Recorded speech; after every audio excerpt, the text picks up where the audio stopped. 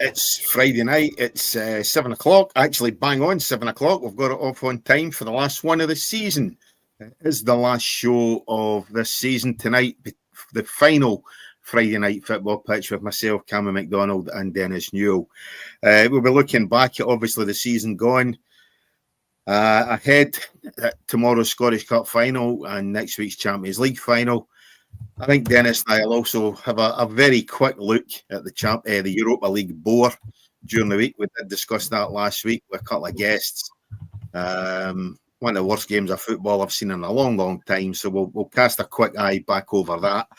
Playoffs as well. And I'm going to have a moan. I'm going to have a moan at Sky Sports or about Sky Sports, but we'll come to that later on. Anyway, Dennis, the weather's taking a turn for the worse. How's you? I know. It's a good caption I put up there. We'll not disclose it. Benny, yeah, it's going to start raining. We'll move on because somebody said last week, I thought we were going to talk about football and they talked about weather, but that was, you've got to listen to more than the first 30 seconds. So, yeah, it's going to change the weather. So, yeah, we'll see what happens. Yeah, indeed. But it has taken a turn for the worst. I was up the high street, the sun was shining. Now it looks as if it's getting ready to chuck it down, so as you say. But hey, listen, that's 2 minutes in. We've done the weather, we've got half in time. And there is football to discuss. I think we will start in Europe because that was dreadful. You know, one of the worst games of football I've seen in a long, long time. We did discuss it last week with Steve and Tom as to how the game was going to go. One of them thought it was going to be okay. The other one thought it was going to be rubbish. I think you and I had a difference of opinion as well. I was in the rubbish camp as well. And let's be fair, that was a pretty poor, dreadful advert for one, European football, but two, it just showed that the bottom end of the English Premier League is not very good, Dennis. Yeah, I honestly thought they might have served up something that was really good because of the poor performance in the Premier League. And I did think that there was enough talent there, maybe balanced, that they would have showed a wee bit more commitment and desire. You know, I look at some of these guys that are called professional footballers, and I'm actually embarrassed to think that they call themselves professional footballers. Yeah. Some of their actions and their commitment and their performance, it's just disgraceful when you see honest people going out from a Monday to Friday, working their socks off to go and pay part of these guys' wages, and they almost just throw it in their face. You know, Richarlison, he went down so it looked like cramp. He just chucked it. He thought, like, I've done enough here. I'm wanting off. I mean, he's just a bad ambassador for the whole game all round. I never liked him when he was at Everton as a player, and I haven't liked him since he moved on because he's a shadow of what forwards or people committed to the game are all about. And it's turned that way, that's the kind of people we're having to put up with in the game, who are not committed to the cause and seem to get past it. And there he's up singing and dancing after they win the cup, and I'm thinking, your contribution was nothing, son. Yeah. Now, people might disagree with me, but for his potential, and I say potential, he's got an awful lot more that he could be offering that team. And he's not doing it. And that's where a lot of them falling short. I picked him as an individual just because he went, my eyes, he just chucked it and didn't want to know about it. He felt he'd done enough. I'm going off, right? Yeah. But at least some of them lasted the course. And to be honest, you could have changed more or less any player in that park. As you say, it was poor. As I've often said, it's another game where it's an hour and a half of my life I'll never get back. That's the thing. That's the travesty of what Wednesday night was. You know, as you say, it's an hour and a half, 90 minutes, 180 minutes, whatever it is. Let's be honest, 90 minutes, 100 minutes that you're not getting back. It just felt like 200 minutes. You know that you're definitely not going to get back, and that's the thing. You know, it was a very disappointing game. I would probably err on the fact that the poorer side won the match as well. I think Spurs were probably the slightly poorer side. I thought Manchester United offered a little bit more. But again, they were chasing the game, and that was the thing. You know, Spurs were just quite happy to hang on. And I think it's, as Steve had said last week, that's the way he envisaged that. He thought Spurs were going to try and bore the arse off us to get a result because they had no forward-thinking players. They only had holding midfield players available, and that's the way it turned out. You know, it was absolutely spot on with how he described the game.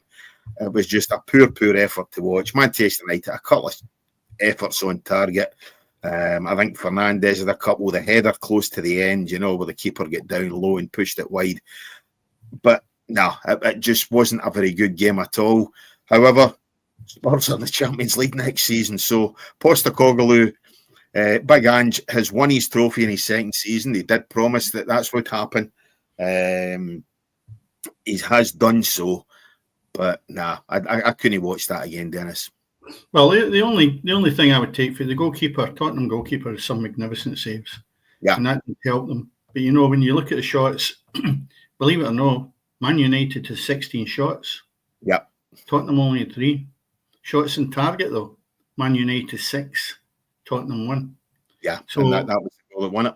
And really, Man United had nearly 75% of possession. Yeah. So, you know, you look at it, and that shows you how poor it was, that's the best shout that Tottenham can give you, where they managed to sneak it. You know something? I said it was an hour and a half of it I'll never get back. I don't really want to spend too long talking about a game that was basically very, very poor. And players, you know, you look at the managers, and that's when I think we need to look at maybe a wee bit more depth. And even more so, when you go beyond that to where Manchester United are going to end up. You know, I'm reading stuff that there's redundancies being made at that club, and I'm thinking, what way are they being run? You know, you and I had a quick chat earlier on about the fact of, I think it's the fact that the staff or their families and stuff wasn't going to get put up in Bilbao. Well, you know, I don't agree that it should have been put up. When you're maybe paying players 60,000, 80,000, even maybe £100,000 a week, and you're expecting the club to be looking after people that's related to you, then I think that's shocking. I think with the wage packet you're getting, you should be putting them up in the best villa you can see, and looking after them rather than looking at a handout for the club for something that you've not performed. You've actually stolen wages in my eyes, some of the players that are out there. So from that end, I totally agree with the club. But what I don't agree with is cutting staff members, and they're looking just shortly at another 250.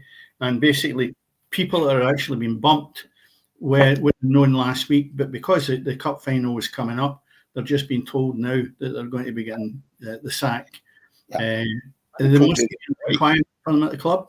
The scouts and stuff like that. Well, maybe if they're responsible for some of the players that have arrived at the club, yes, I would agree that they need to go, because it's substandard in what's been brought into the club.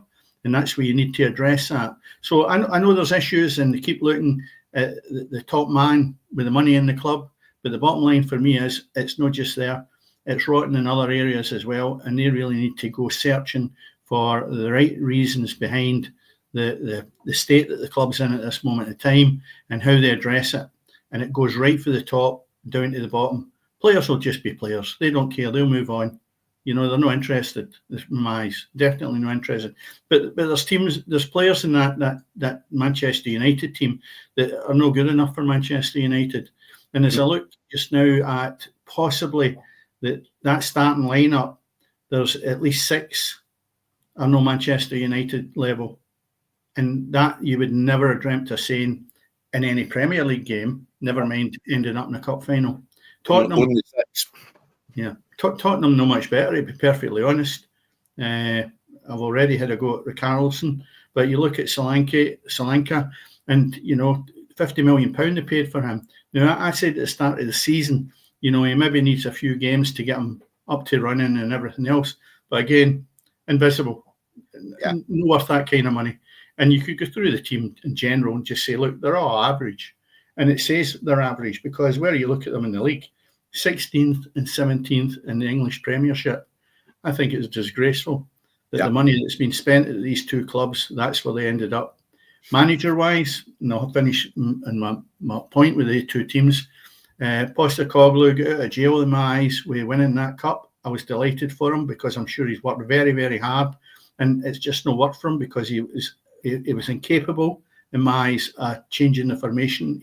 win matches or do what is required in the English Premiership, and that will cost him his job. I think once the dust settles, they will change the manager, and it's inevitable. I don't think there's any other thing you can think about it. Who they'll bring in, I don't know. Manchester United, Amarin, I never thought from day one, and I think I mentioned that in one of the earlier shows in the season, I felt he was too young in relation to what Manchester United need. And you might say, well, he's got a good track record, but there's a lot of players in that club that shouldn't be playing. There's players left. I mentioned it last week.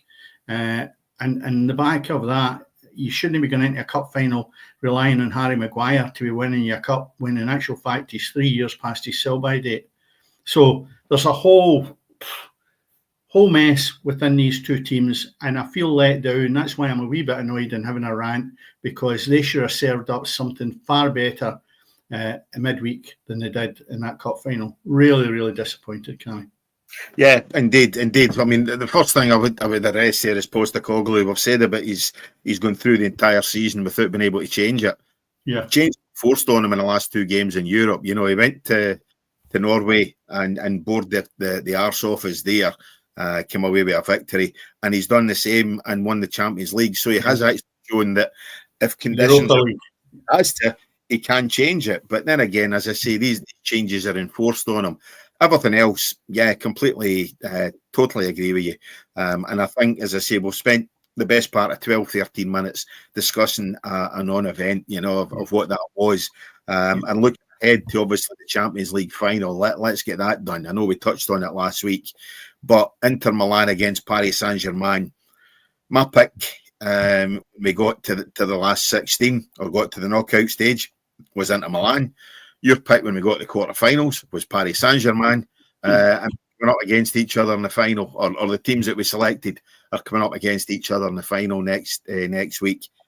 I think that should be a game worth watching. You know, I mean, it's irrespective of the spectacle and the stage that it's going to be on, etc. You know, but I mean, the Olympic Stadium in Munich, fantastic stadium as it is, but I think. The Allianz Arena, apologies. I think that's going to be a fantastic spectacle there, but it should be one hell of a game. You know, Barcelona, Milan served up a cracking semi. Arsenal, Paris Saint-Germain slightly less so, but this is going to be an absolute belter. I don't think for a minute that it won't be, and obviously it's two teams that we've discussed in depth. You know, what you're really looking for is Paris Saint-Germain to have their full squad. I think if they've got a few dipped out, then they could struggle a wee bit, because I just look at them being at full strength. There's a number 7 that plays, I can't pronounce his name, absolutely world class. Basically, he's running the show all the time. And I look at that team and I say, although I've dipped them, I still think that they can be beaten, because of the point I'm making. If they don't play with their full squad or their full starting lineup, then I just don't think that it'll be as easy for them as I maybe anticipated. No, I don't think so. I think Inter Milan, to me, over the last couple of weeks and the Serie A and things like that, I think they're concentrating on this. You know, I don't think they're giving their full effort in Serie A. I think they've fielded a weakened team a couple of times. Obviously, Lautaro Martinez, he hasn't featured the last couple of games for them.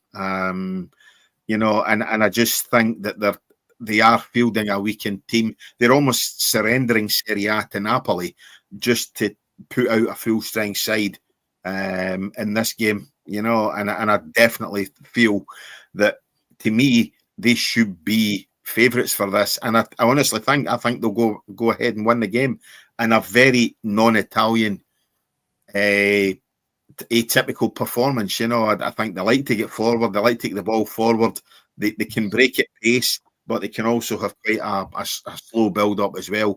I think they're the most all-round side within Europe this season, and I honestly think for that, Dennis, they'll go in and lift the trophy, irrespective of what Paris Saint-Germain side turns up, whether they're full strength or not. Yeah, I still look at the Inter Milan, though, came from behind in a lot of ways. You know, they were dead and buried in my eyes. So, although you're saying that you feel they're actually favourites, Barcelona had that tie within their grasp, and I thought they threw it away. I really did. And you know, I just say to myself, well, yeah, maybe they've had the rub of the green because they kept working right through. I mean, the last goal was 99th minute, you know, in extra time. But at the same time, you say to yourself, I don't know, he's were very, very lucky in a lot of ways that he's managed to get there. But that's just my thought. And I'll tell you what, though, I just wish that we'd seen a game like we did against Inter Milan and Barcelona on the two matches, which were magnificent. I would say up to now, if we were to look at anything, and I know Paris Saint-Germain is my favourite for the final to win it, I would say that the best game I've seen throughout the whole season has been Inter Milan and Barcelona over the two games. Yeah, 100%. We will see. We will see. We'll need to wait next season though before we have our debate on who actually win that one. You know. Yeah. But by the time Inter Milan have won it, you'll have forgot it anyway. You know what I mean? Well, there's every chance of that. I've always got to look back and see what the scores are, and that was just last week. Yeah. Indeed. Now, on last week, I'm going to have a grumble. As I said, I'm going to have a moan at Sky here. Last week, I think it's still a big game, the playoff game, in terms of ensuring survival within the SPFL or dropping into the Lowland League or the Highland League. And last week we had the playoff fight, the playoff between Bonnyrigg and East Kilbride.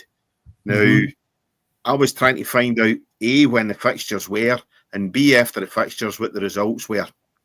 Now, I could find all sorts of games, the Polish 3rd division, you know, Austrian 18th division, the women's octogenarian league. All sorts of things were featured on the Sky Sports Score app. The one game and one result that didn't feature was a game within the SPFL playoff system between Bonnyrigg Rose and East Kilbride. That was not featured anywhere at all.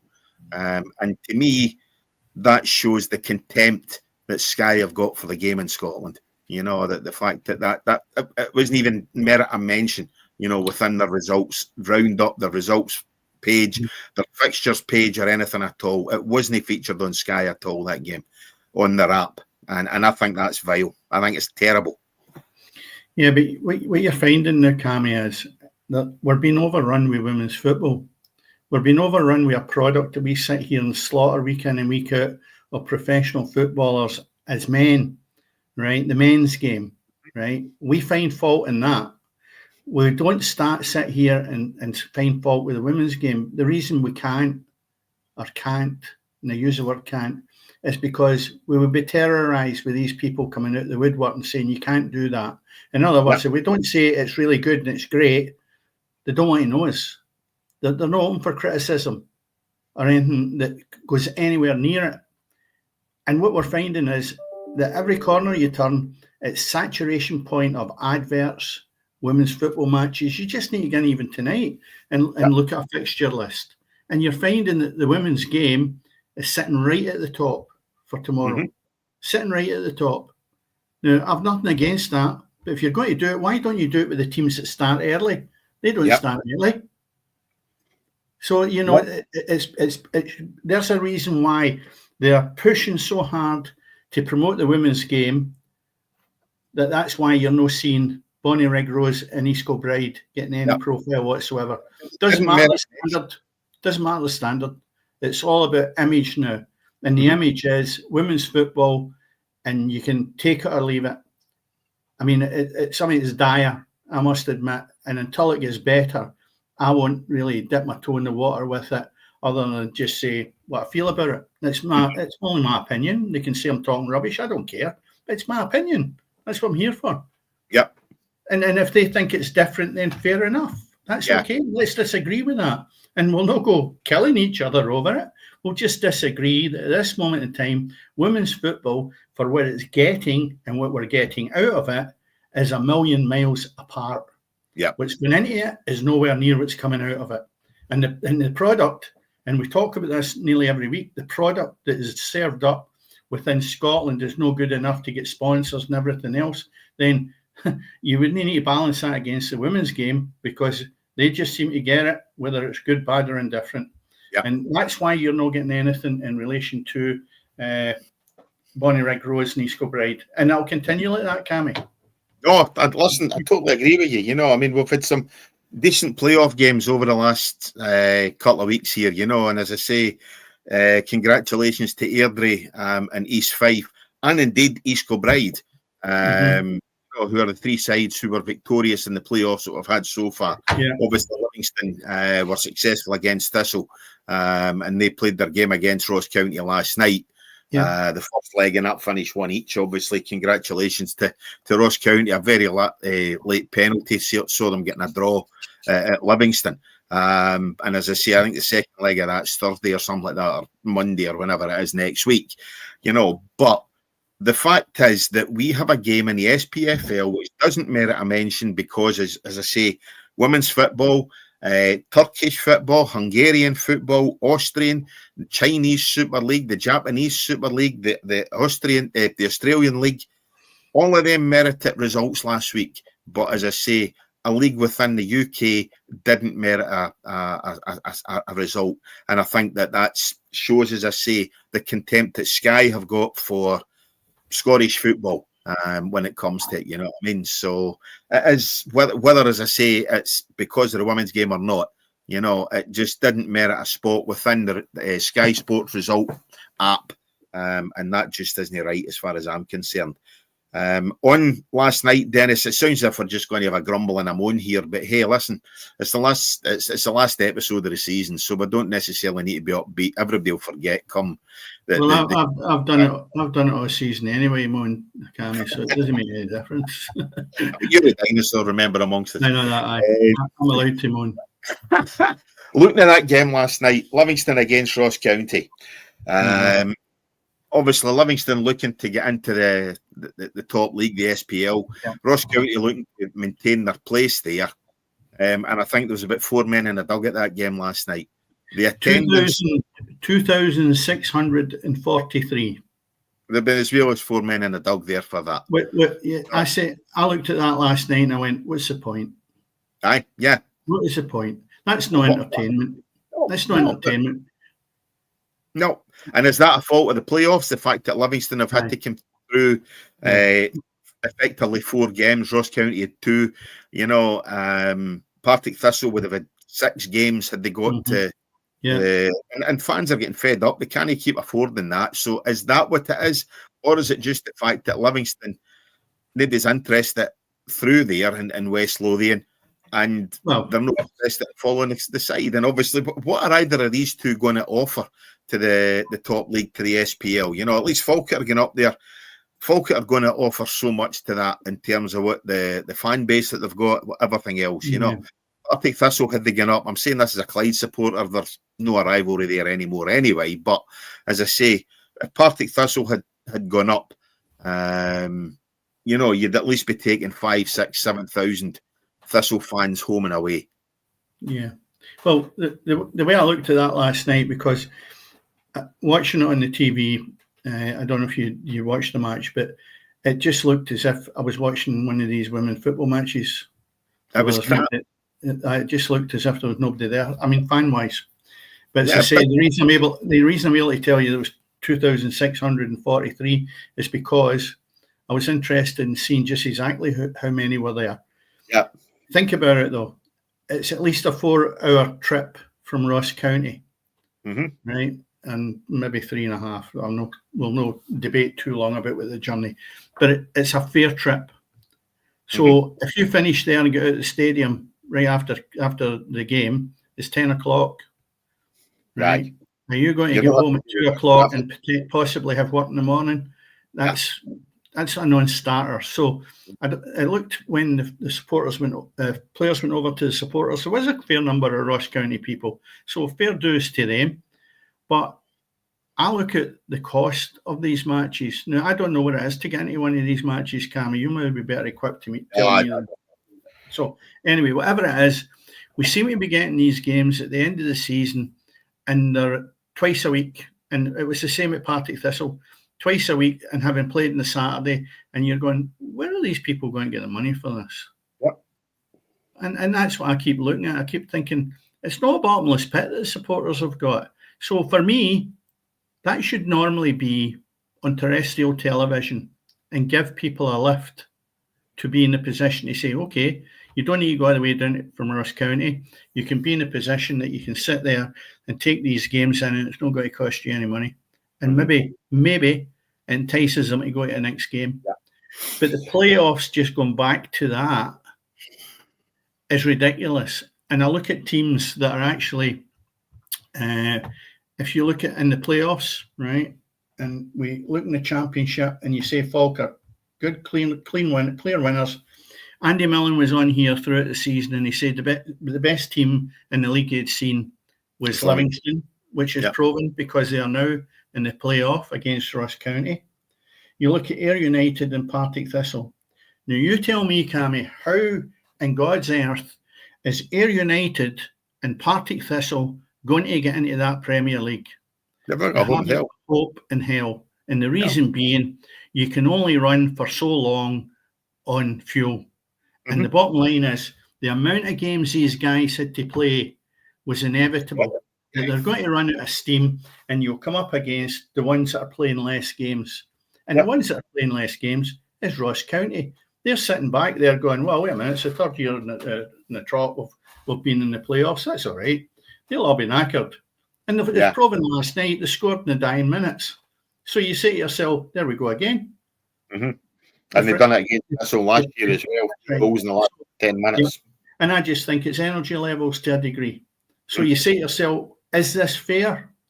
No, definitely not. The playoffs are a joke. They really are. If you're going to have a playoff, just one game, right? We know it's not fair. Can you have a home and away? It's exhausting. We know it's not fair. You know, I mean, at the end of the day, this is all part of league reconstruction that's been muted anyway, you know. But we know it's not fair that the second bottom side in the SPL, everything favours them to stay up, you know, and that'll continue to be the way it is because they're not going to vote for a chance that clubs in the championship can get that promotion until we get our top league extended beyond 10, 12 clubs, you know, to a decent standard of maybe 16 clubs. And you're not going to tell me that Ayr United, Wraith Rovers, Dunfermline, Livingston, well, not so much Livingston, as I say, there's 6 men in a dug want to watch them, you know, but there's clubs there who aren't going to offer something to a top league in Scotland of 16 clubs. I mean, as you know, I've obviously been watching a wee bit, getting a chance to watch some football at night. I'm obviously catching up on what I don't get at night during the day. The English National League playoffs, and obviously out with the top pyramid, is one game. You know, there's none of this garbage where it's home and away. You know, you finish second, you take on the side who finished sixth, for instance. It's not quite like that. But as I say, you're seeded to play at home. The side that finishes third is seeded to play at home. You know, I think the playoffs go to between second and seventh. You know, so you've got 2 semi-finals, you know, and then they then play off against each other for a place in the final, and that's pretty much it. You know, and again, yes, the sides who finish higher up in the league are favoured, but they've earned that right to be there. You know, if you finish second in the National League, you've earned that right to play against the lowest seed who's left in the competition. Not just because you're in the top league that you're getting that right away, you know what I mean? Which is what's happening in Scotland, you know. So we really need to look at that, you know. We definitely need to look at that. That plus, by the way, there's 7, 8, 9,000 fans at these playoff games, not 2,000. Well, if you look at, again, I'll go back to it. Why 2 games? If we look at it, Ayr United ended up above Partick Thistle, so the game should have been done at Somerset Park. Yep. It was played down there, and it was bursting at the seams. Yep. Then you watched Firhill, and the stadium's half empty because financially, I don't think it was viable for a lot of people after they had been to the first game. So why are they diluting the competition of it being 2 games. Who is really seeing the benefit of that? The clubs financially won't. No. But if you take the one game down at Ayr United, it was a Friday night, and it was a good game. There was good atmosphere at it. And then I watched the next game, and I thought, this is just not the same. The atmosphere wasn't the same. And it's nothing to do with Partick Thistle players. It's probably Ayr United guys think, right, we've seen it on Friday, right, we'll no bother going up. It was on TV as well, which is good. But at the same time, you don't need 2 ties. No. I'd like somebody to tell me why you've got 2 games. You're getting nothing there for finishing higher in the league. At least give yourself something for, give yourself a reward for finishing third, or give yourself a reward for finishing second. And if we're going to have format that we have just now, where you get second, third, and fourth in a championship playoff, you're right. Fourth and third playoff at the home of the side that finished third. They then go to the home side that finishes second. And then if you really want to involve Ross County, play at a neutral venue. Yeah. Let's play that game at a neutral venue. Had we played that last night or tomorrow at Perth, for instance. So let's turn around and say St Johnstone. Ross County fans, they've knocked off an hour and 20 minutes of their journey. And I'm quite sure fans have knocked off 2.5 hours of having to go up to Dingle. You're doing that off the top of your head. There's guys employed for the whole year to actually make these decisions. A simple logic thing that we both agree 100% on, and 2 changes to this. And it would make a massive difference. Supporters would gain from it, clubs would gain from it, and the whole game in general would. Now, they're off the cuff things that we have just thought about. Now, the bottom line is, and I repeat myself, there's people getting employed to make decisions that are benefiting the game. Why is this not happening? No, because nobody thinks about the fans. Clubs don't either. No. I've been there. I've been there, and I've heard directors saying to me, and I mentioned it, queried it once, and I said, what about the supporters? Don't worry about them. They don't count. And I'm not saying that's the case everywhere, but there is an element of that. It's self-driven by the importance of the people that run these teams. But I'm talking about the authorities. The authorities are really wanting to look in the mirror and see what they are actually giving the game in Scotland. The product is poor, and it doesn't help itself when you've got nobody that is capable of going out there and getting good sponsorship. Terrible. You have got people there as well that can't even look at the fixture list, what we have just talked about there, and made it a bit better for teams that are sitting maybe third and fourth in the championship to get a chance at having a bite at the Premier League. It's not going to happen when you're exhausting them and running them ragged. It's funny how Livingston are not the team out there, simply because they've played less games. That's my view. No other reason than now. Ross County, it's as you say, the fans aren't considered whenever any decisions is made. Nobody considers the supporter. The guys who's putting his 25, 30, 40 quid a week, plus his travelling expenses and everything else. It's not right. It brings us back to Bayern Munich, to what happens in Germany. Where the Bayern Munich chairman says we could easily charge €1,000 euros a season for a season ticket, but why are we going to screw the fans? We'll keep the season ticket at an affordable price for the supporters. So they're considering fans. Here we don't give a stuff. At the end of the day, it's back to it again. We've discussed it 3 or 4 times in the last few weeks. It's rip off Britain and rip off the public. But anyway, the last one we'll have this season anyway. Tomorrow we have the Scottish Cup final, Celtic and Aberdeen. 50 quid a ticket to go and watch effectively what's going to be an exhibition game as far as you're concerned, because I'm pretty sure as far as you're concerned, Celtic are going to run up a cricket score tomorrow. Yeah, because I look at the last game, Celtic played Aberdeen, and I think in my eyes, again, my estimation, there was only one regular playing. Yeah. The rest are all in and out. And I looked at that and I went, Aberdeen, you can't cope with this team who were average. Celtic are average when you start to put on the ones that are not playing every week. They really are. And yeah, Aberdeen couldn't get near them. Yeah. And that makes me fear for the fact of what will happen tomorrow. It is a cup final, so strange things happen. But I think Celtic are more than well equipped at this time with their first team to actually go there and cause a lot of damage to Aberdeen.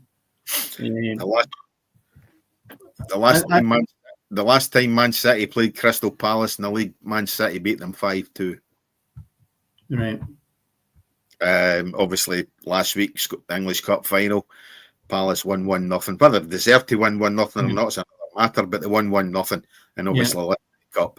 And I think that's the only thing that Aberdeen got in their favour tomorrow. Is that they can look at what happened at the Etihad 7 weeks ago.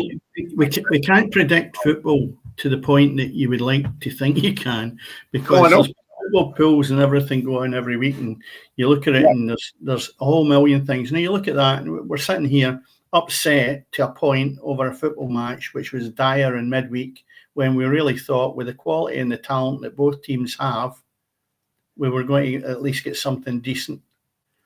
So well, I honestly did. I thought they were going to give us a wee bit more than what they did, But if you look at tomorrow's game, there's only one situation, and that is a banana skin for Celtic if they take it too easy. Yeah. And I don't think they will. I honestly don't. And therefore, I feel that if Celtic get a goal early on, the ceiling will come in Aberdeen without a question of doubt. Yeah. I don't like to see that. I'd rather it was a 3-2 victory for either side, and you get a really good game of football. But I don't think Aberdeen's got that in their tank now. I think they're going out on a Saturday or whatever day it is, and the performances are nowhere near like the way they were playing at the start of the season with confidence. They just look totally disjointed now. And there's not really any players in that team that you could honestly say would get anywhere near the Celtic team. Yeah. And that's the difficulty you have. So I don't know what's went wrong with them. They were absolutely outstanding the first 3 months of the season. And then this just totally collapsed. Yeah. The roof fell off, didn't it? It just the bottom fell out their season. Yeah. You're looking at an Aberdeen side there who finished fifth come the end up. Hibs, who couldn't buy a win for the first 3 months, end up finishing third. And you just wonder, as you say, what's going wrong up at Pittodrie, and it does make you wonder, if, can they turn it around tomorrow? I don't think so. I'd be very, very surprised if Aberdeen can get close to Celtic, close enough to even lay a glove on them, to be honest. And I'm the same as you. I think Celtic could ease up and win maybe 3-4-5-0 tomorrow quite comfortably. And what though? Celtic's got a poorer forward line than Rangers, if you really look at it, and Ida versus Dessa. I think Dessa's a better player, and you know how much I've rattled my gums. He's made. Oh, aye. But Ida is a poor man's Dessa. It really is. And he's very fortunate, with both of them, to be playing with clubs that they actually got a lot of service. If both of them were playing, say, with Partick Thistle, right, they'd have about 10 goals a season each. Yeah. And that's poor. But obviously, they'll get so many chances. But I think if they kept Kyogo, I think, Aberdeen would have sailed towards Norway the night instead of going to Hampden. They would have stayed out the road. But there's always, that's why I'm saying there's always a wee chance in a cup final, but I just can't see it tomorrow. I just can't. I think Celtic will be shit hot favourites for that one tomorrow for them, and that's the thing. But again, as you say, it's a cup final. It's one game, and perhaps Aberdeen can lift their season and get something from season that shows so much promise 3 months into it, and then just rapidly went wrong, So goodness knows. One bit of news to touch on before we do finish up tonight, Dennis. Motherwell manager has elected to go back home. He's left Motherwell to drop down to the German third division, which, as far as I'm aware, once you get beyond Bundesliga 2 and into likes of Bundesliga 3 and 4, it's a regionalised division. You know what I mean? So there's some amateur sides in that. There's or some. Pardon me, semi-professional sides in that. I think when you drop down Bayern Munich are maybe featuring their under-21 side in these lower leagues as well, so it just shows that we've got a guy there who's left the top league in Scotland. I think it's for family reasons, but he's very picked up a job in essentially a lower regionalised league back home in his native Germany, or back home. Well, if he's left now, this would obviously be in the pipeline for a wee while back, where he's not been happy, because if you've got another club that you're actually walking into, he's obviously thought about it for a while, or you would be leaving and then start looking for a club. But he's already got a club. And, his family's maybe not wanted to settle here, which is a bit of a shame. Motherwell's lovely. So you've got to say to yourself, what has caused this? I've never seen a manager bailing out in the Scottish Premier League like that. But that maybe is a sign of what our league actually means to people now. They just get up and go. But I don't know if it was in the same money as Stuart Kettlewell. It was reported, allegedly, that Stuart was, when I read it, it was 175k a year. Now, if he was in the same wages, he must have real family issues if you're willing to give that up to go back to managing the lower tiers of German football. Yeah. So I find it a very strange one. Now, there's an interesting point. Who will get the job? And when we move away from there, I actually said that after Stuart Kettlewell, I think Motherwell deserved all they get now because of the way it all panned out. Whether we're right or wrong, it's just my opinion again. We had the Motherwell supporter and friend of the show coming on and saying, here's the reasons why. I can accept that. But I just felt maybe the mismanagement of the board and the way that Stuart Kettlewell left could have been done an awful lot better. And at that point, I'm thinking to myself, well, if you can't manage your own business and how you conduct it and your manager going or staying or whatever, then you deserve to slip down that league. And they rightly did. Now, they were sitting 5th in the league at one point. 7, 8, 9. They're sitting 8. If you take the split thing away, they're sitting in the 8th spot. No great for Motherwell, right? Even with a new manager coming in. So it'll be interesting. Maybe, just maybe, this will work out for the best for them. They'll get another fresh body in at this time. It'll be a good look at it in the summer, and you might find that they can hit the ground running before too long. Yeah. But the other one, just moving from Motherwell, is Hearts, because there's a change there from Kilmarnock to Hearts. Now, we talked about that last week to a degree. Derek McInnes moving from Kilmarnock to Hearts. Me, I don't think that's a great move for Hearts.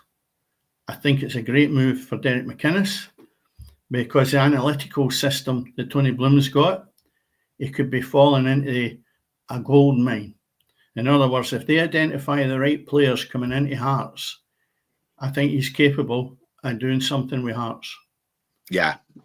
I don't think him going to somewhere else, say like Motherwell, would have done anything. I just feel also that he left a Kilmarnock team where I just felt that he was looking to get out of Kilmarnock, when in actual fact, they gave him a good job. In every corner, you seem to think he's getting punted for this job and that job. And I think he's really probably quite disappointed he hasn't been in with a shout for that Rangers job, because I think that was his main desire, although he says he was interested in the Hearts job for a while. So I don't know. I don't know about yourself, Cammy, and how you think Derek McInnes will do at Tynecastle. I think you're right. I think the Tony Bloom thing could pay dividends, as far as that goes. As for McInnes, you and I have got our own thoughts on Derek, and I think they pretty much align, for whatever reason.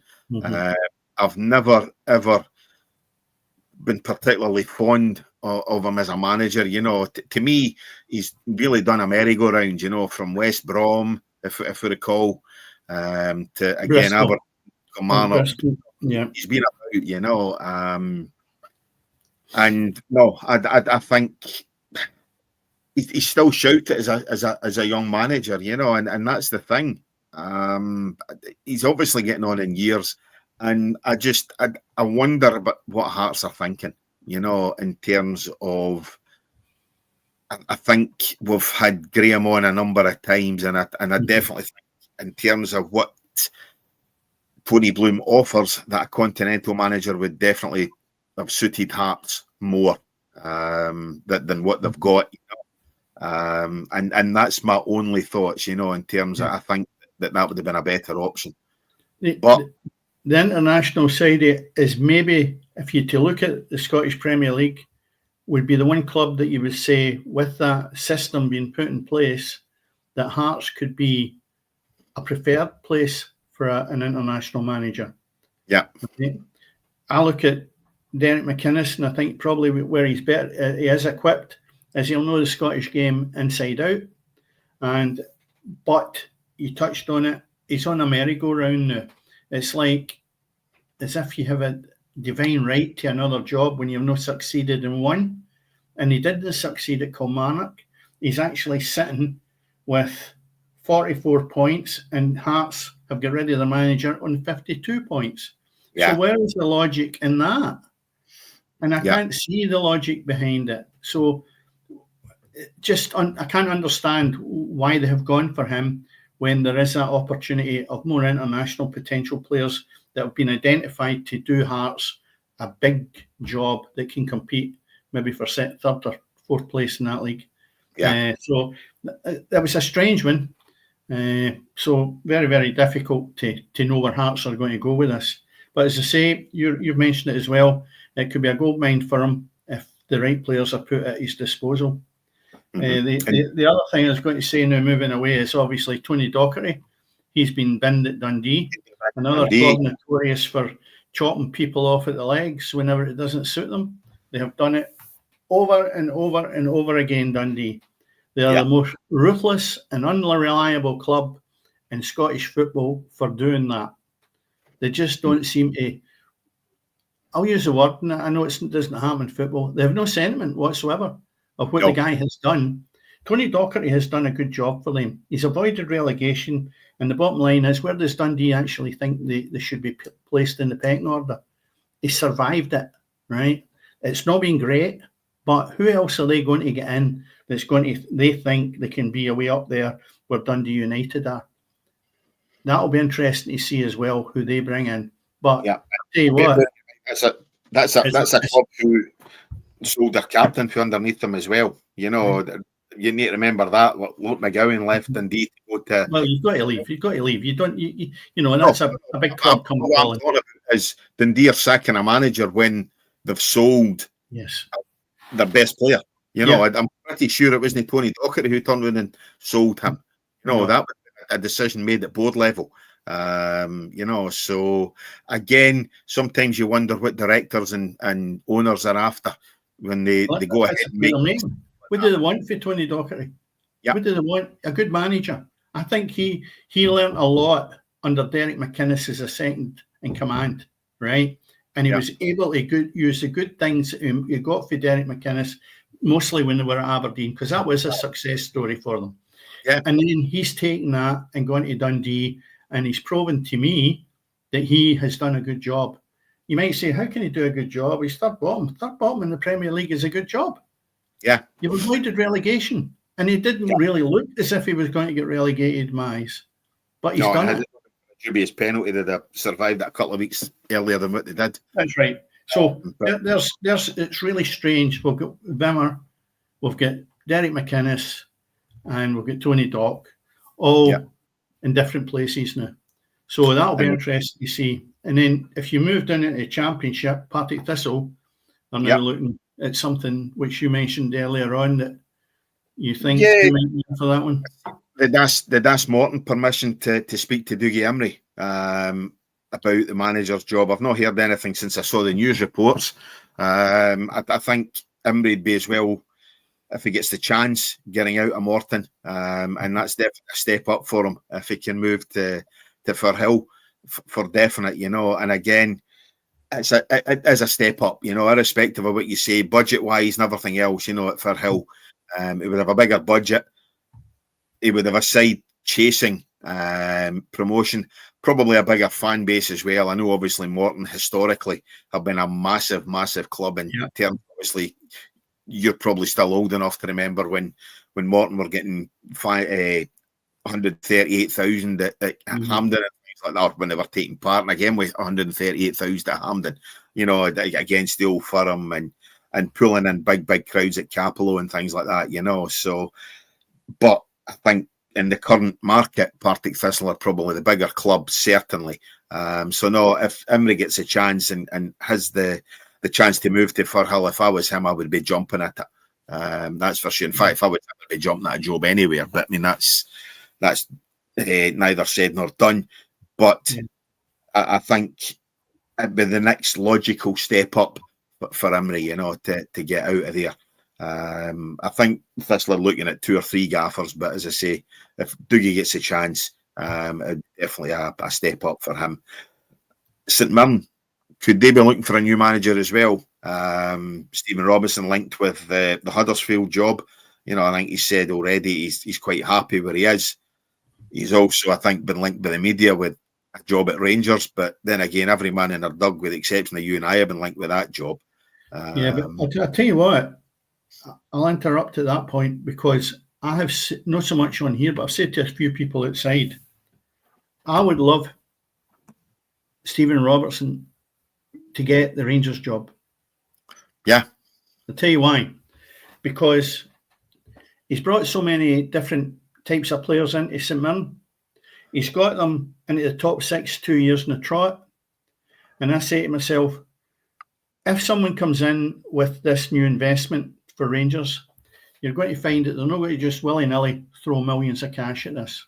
No, they won't. They need to be able to capture bargain buys and also look at the Scottish market and get a couple of nuggets in there that basically will do the job.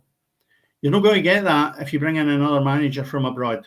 It'll be a big time Billy who wants the money, make it easy for me, throw the dosh at it.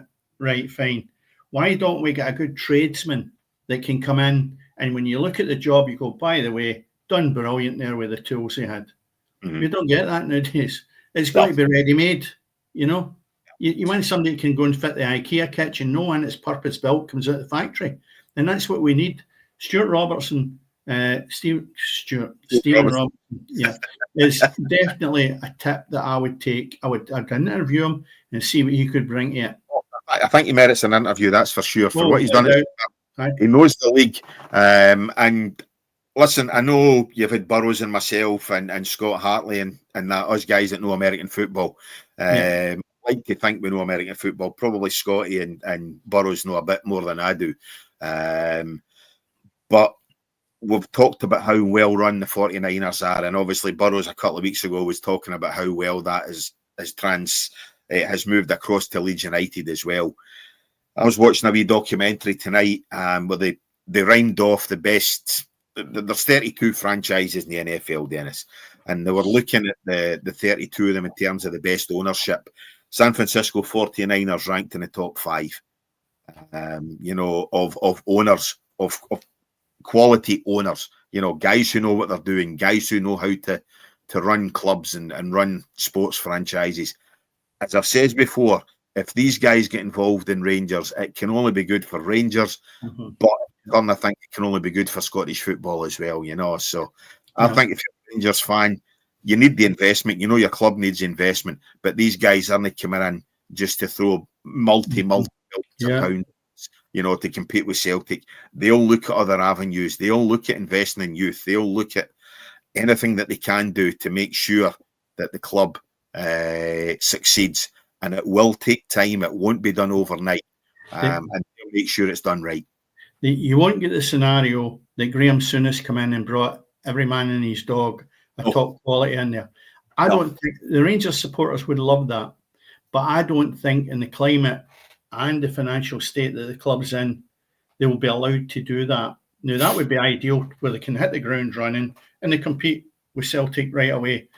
I don't think that's the case, and that's why I'm saying Robertson would be a good shout to say, let's look and view what's out there. Let's see what we can do with somebody that's done the course. It doesn't need to be all singing, all dancing, or a name to pacify to the supporters. Let them realise we're looking for a guy that can do the job, no a name. We're not going for a name. We're not going for somebody who can do the job. But if you look at it then, Cammy, just moving away, because I know we are running out of time. You're looking at here and you're saying to yourself, we've talked about managers that are out of job, right? And you say to yourself, look at the jobs that are free. You've got Dundee, you've got Kilmarnock, You look at potentially St Mirren, and you've got Motherwell. There's 4 in the Scottish Premier League without us getting too far down the road of the season finish. By the way, you forgot one. Rangers. Aye. Yeah, you just take it for granted they've got a manager. Aye, well, 5, nearly half the Premier League.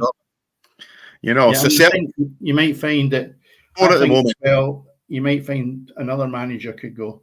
I can't see where. Maybe Ross County. I don't know because that's 3 years in the trot.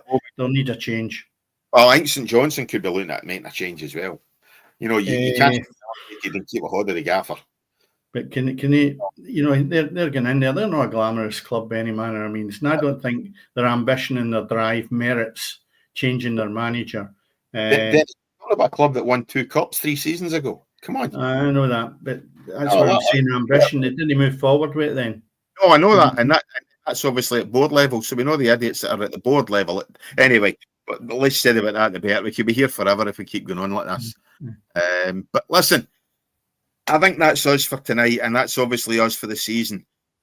We know we've got, if anything does break, maybe on a Friday night, we'll maybe pop on with something from the season or whatever, you know, if there's something that does happen usually.